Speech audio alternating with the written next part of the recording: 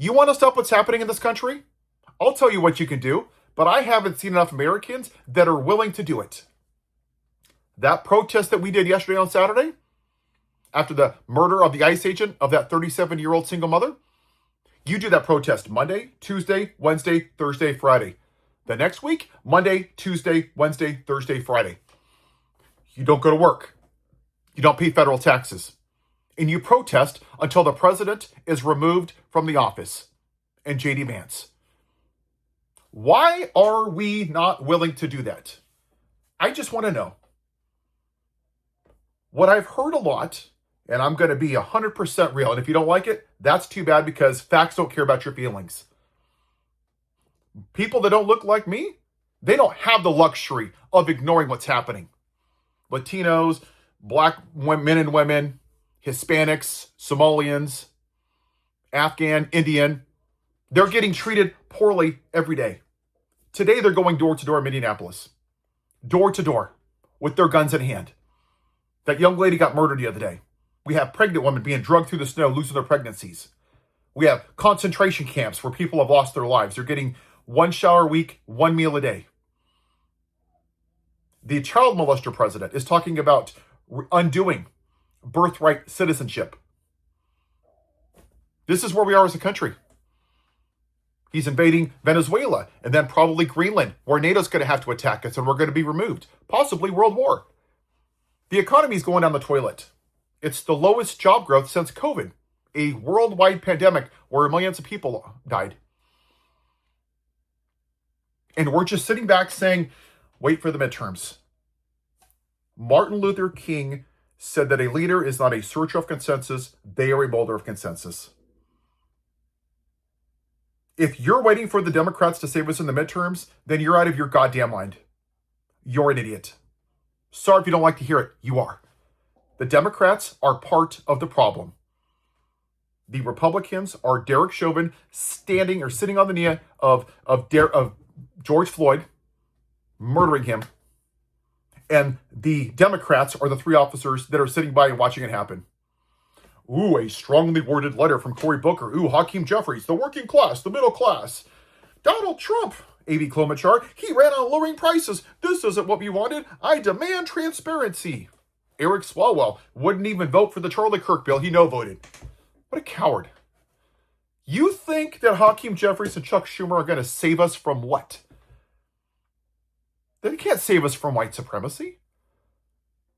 We've kicked the can down the road for too long. And if you think that voting for the Democrats the lesser of two evils in the midterms, then you're just a white person that refuses to acknowledge why we're here, and you don't want to be uncomfortable. That's exactly why we don't have change. Because people that look like me predominantly are unwilling to be uncomfortable. But Paul, I can't afford to. You can't afford not to. What do you think is going to happen in 6 months when the economy goes down the toilet? When the US dollar is no longer the world currency? When Canada and Japan and China cash in our debt, $2 trillion, and we have to print more money to pay it off. What do you think happens? What do you think happens when farmers don't get the soybean business back to China?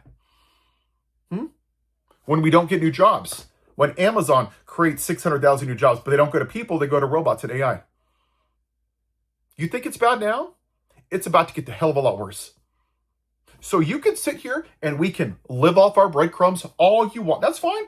You and I, we can fight over our breadcrumbs. Paul, now's not the time. I can't afford to. I can't afford to. It's bullshit.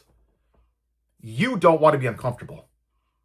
Because people that don't look like me don't have the luxury of saying that and putting their heads up their backsides and saying, it's not the time. It doesn't affect me. You want to change this country? We have to do what's right for everybody, not just when something personally affects us. That's a general strike. I don't care if you're in a union. Tell them to screw off. We're not going to work. UPS, FedEx, union work jobs, sawmills, paper mills, screw you. We're not going to work until what's happening in this country stops. Because right now, this is Nazi Germany. And if you're not even willing to stop working and stop paying federal taxes until this stops, then you're complicit in what's happening. Go read the Diary of Anne Frank. Go watch what happened with the brown shirts, because that's what ICE is. They're modern day brown shirts. I could only create the website. 2025strike.com. That's all I could do. I tried for 6 months last year, and I think 5,000 people signed up. You need about 12 to 13 million people. I've reached out to Indivisible. They don't want to do it. I reached out to 505001. They don't want to do it. They think that protesting on a Saturday outside of working hours makes people feel good. That's the best we can do. They're not willing to get down and dirty. I'm telling you what you need to hear, not what you want to hear. Politicians tell you what you want to hear because it makes you feel good. Go listen to Elizabeth Slotkin the other day. She's still going to fund ICE because she's not a Democrat. She's a Republican in sheep's clothing. Democrats are unwilling to do what's necessary to fight what's happening. They're complicit through their silence. Stop simping for them. When you're ready, you let me know. If you want to partner with me, you're a creator, message me through my website. But don't look back in 20 years when we don't have a democracy and say, you know what? I listened to that Paul guy and I just wasn't willing to be uncomfortable. I wish I would go back and I wish I would have got on a strike. The choice is yours, America.